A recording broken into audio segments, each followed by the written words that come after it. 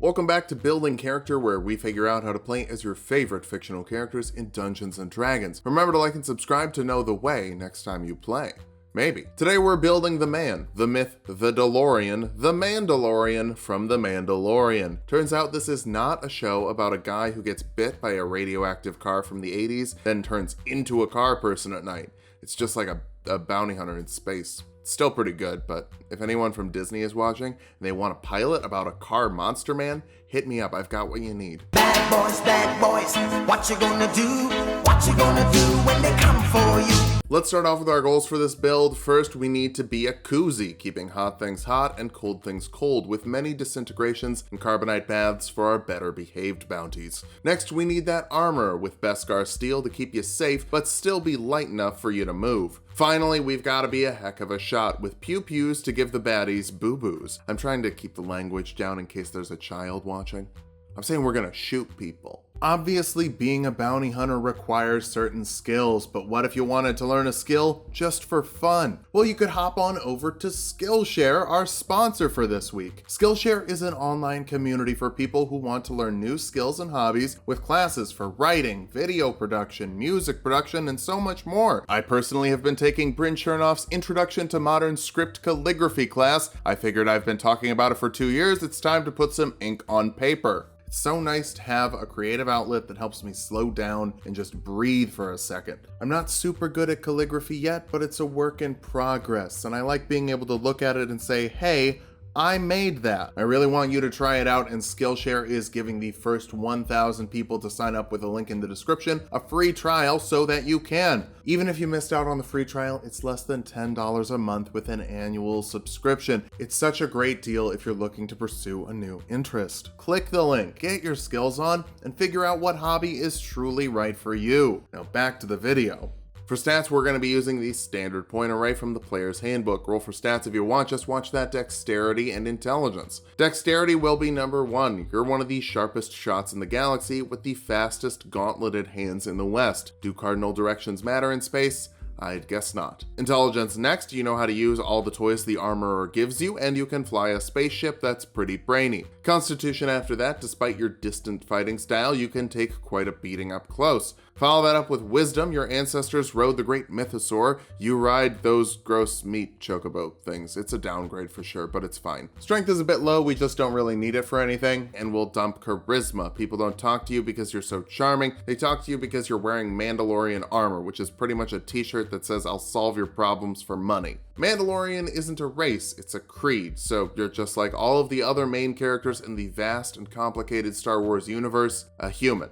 Seriously, like Chewie, Yoda, and the droids, Jar Jar, I guess? No Jawa Jedis, no Ewok Sith, no Mon Calamari love interests. Give me an Admiral Akbar rom-com, you cowards. Variant humans get a feat. The medium armor master feat lets you add up to 3 to your AC from your dexterity modifier when you're wearing medium armor instead of the standard 2. You also won't have disadvantage on stealth checks while you're wearing half plate, which is what I would call your armor. Isn't that nice? Bump your dexterity and your constitution with your 2 free points. Take sleight of hand for your skill of choice to be quick on the draw, and the soldier background for athletics and intimidation. Charisma and strength might not be your strengths, but as far as these aspects go, you're not bad. Before we start talking about what Mando is, let's determine what he isn't. He isn't an artificer for a couple reasons. Mainly, we need 2 6th level spells, and artificers don't go that high. The other reason is he doesn't make his own stuff. It's coming from the armorer. That's why I'm also not going with Forge Cleric, even though I love the flavor of that. The spell list is also not great. Basically, we need high level magic that we can use because we're trained to use it, not something inherent to us in our blood or gifted to us by some nefarious patron, but rather a history of studied warriors, which is why we'll start with the best spellcasting class, Fighter. I'm kidding, fighters aren't the best casters, but they do get medium armor proficiency as well as proficiency with every weapon in the game, which is pretty on brand for you. You also get 2 skills from the fighter list. Animal handling and history aren't the ones we take most often here, but they're pretty useful for non-murder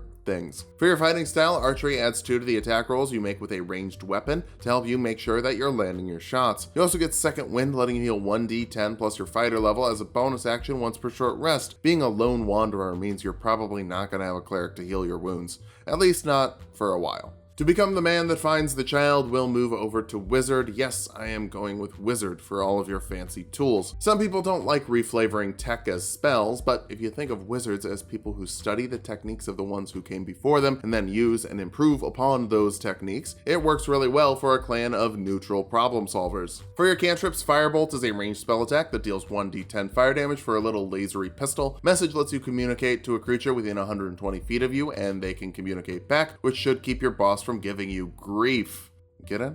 His name is Grief. Shocking Grasp is a melee spell attack that deals 1d8 lightning damage for a shocking pull. It also prevents the target from taking reactions, and there's no save. So hit a space hippo that's biting onto your ship and they'll have to give up on hitting you with an opportunity attack. We won't grab every spell we could because, let's be real, the Armorer probably has plenty of toys she didn't give you. Honestly though, it's just to save time. You can technically learn 6 spells at the first level of Wizard for your spell book, but can only prepare an amount of spells per day equal to your intelligence modifier plus your Wizard level. Burning Hands forces a dexterity saving throw of 8 plus your proficiency bonus and intelligence modifier on creatures in a 15-foot cone, dealing 3d6 fire damage to those that fail for a little flamethrower. Shield adds 5 to your AC as a reaction. Mixing that with your mastered half plate, that would be 23 AC at level 2, so the enemies are gonna need big rolls to hit you. Funnily enough, Whistling Birds are actually a pretty low level spell, or at least the D&D equivalent of them are. Magic Missile sends out 3 darts that automatically hit and deal 1d4 plus 1 force damage each. You can add another dart for every level you upcast this, so maybe you just used a 6th level version of it. We'll get there later, but for now, enjoy Arcane Recovery, letting you recover spell slots equal to half your Wizard level on a short rest, with a minimum of 1, so you can still get one at this level. Otherwise, that would be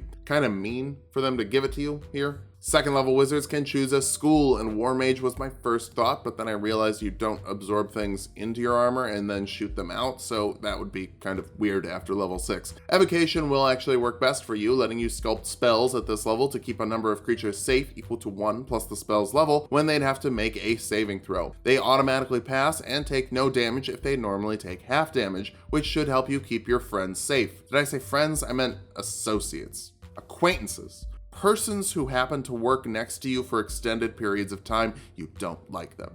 For this level spell, Fog Cloud creates a 20-foot radius cloud of fog that heavily obscures the area inside. It's not great for when you want to shoot things inside, but it's very good when you're the thing inside that doesn't want to be shot. Lasts for an hour depending on your concentration, or until some wind pushes it away.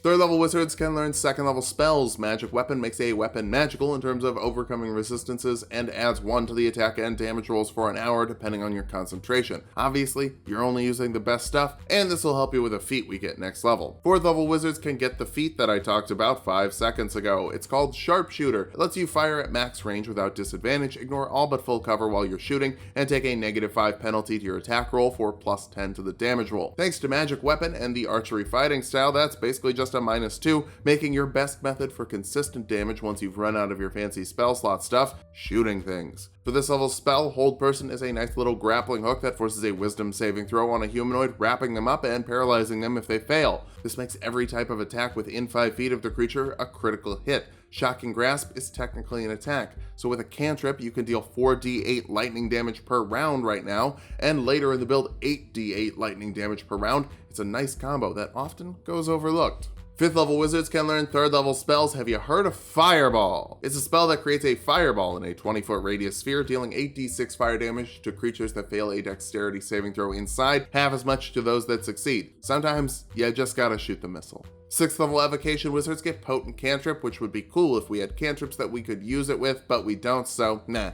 Basically, it lets you deal half damage with cantrips that have saving throws when people pass them. Maybe Scoop Up, Create Bonfire. It forces a dexterity save and deals 2d8 fire damage at this level. It's not super good. Protection from energy will buff your armor though, giving a creature of your choice resistance to acid, cold, fire, lightning, or thunder damage for an hour depending on your concentration. You could have used it on IG-11, but seems like a waste for a droid. 7th level wizards can learn 4th level spells. Stone Skin will also buff your armor up, giving you resistance to bludgeoning, piercing, and slashing damage for an hour depending on your concentration. So you can't mix this with the energy protection, but if you're just fighting a big space rhino, this is probably going to be more helpful. They don't tend to throw out the lightning.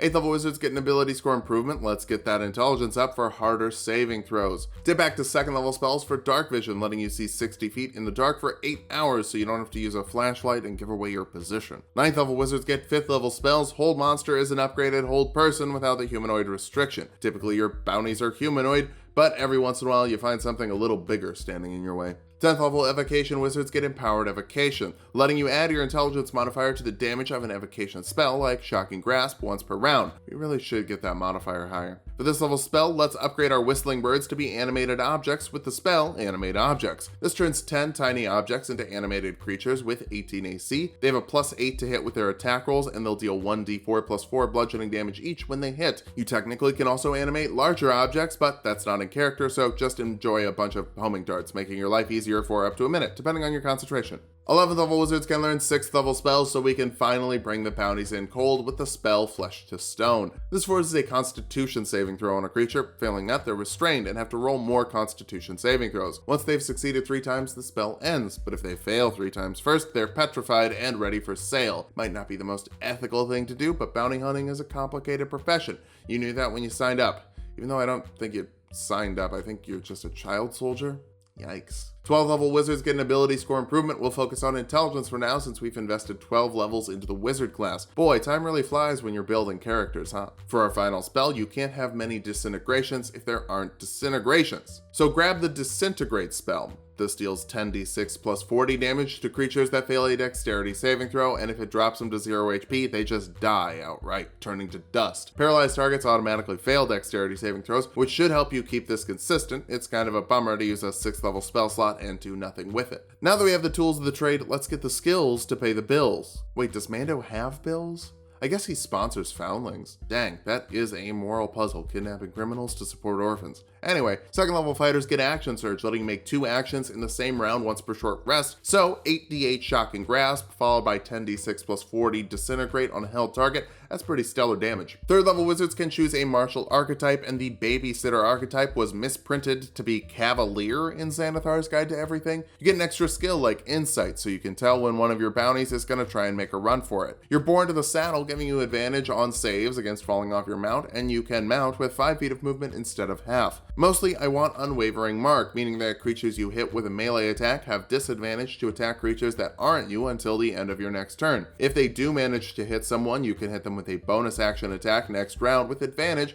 and add half your fighter level to the damage. You can make that bonus action attack once per day since your strength modifier is 0, but you can mark as often as you'd like to keep the child safe. 4th level fighters get an ability score improvement. Get that dexterity modifier up for better shots. A heavy crossbow has a max range of 400 feet, so that's how you know how much distance your enemies will have to clear before they get to you. I know there are guns in 5e, there's even a new feat for them, but it's up to your DM whether those make it into your setting. So I treat them like magical weapons. Basically, your DM might give them to you, but I have no idea if they're going to do that. 5th level fighters get an extra attack, letting you make 2 attacks with your action instead of 1. Unless you're using a crossbow, then there's the loading property that's going to stop you from firing it twice in the same round. Unless at the 6th level fighter you took the crossbow expert feat, which would let you fire twice in the same round, fire at close range without disadvantage, and make an attack with a hand crossbow as a bonus action after you attack with your action for some rapid fire blaster action.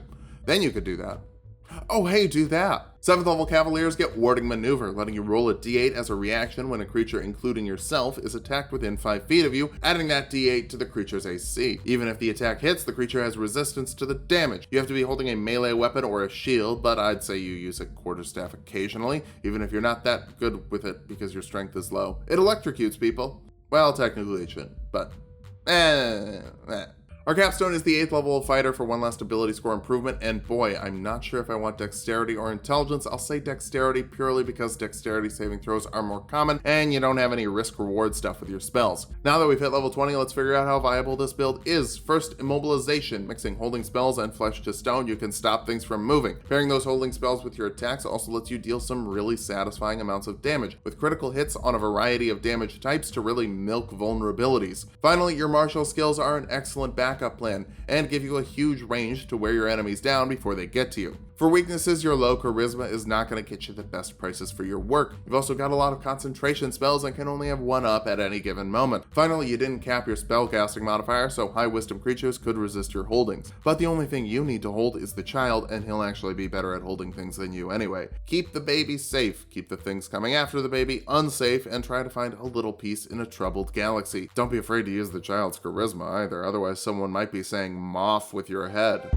Thanks for watching. If you like the video, subscribe for more. We make 2 videos every week. Join the Patreon for this character sheet and others, and subscribe to Tulok and Mango to watch me and my buddy Mango play video games.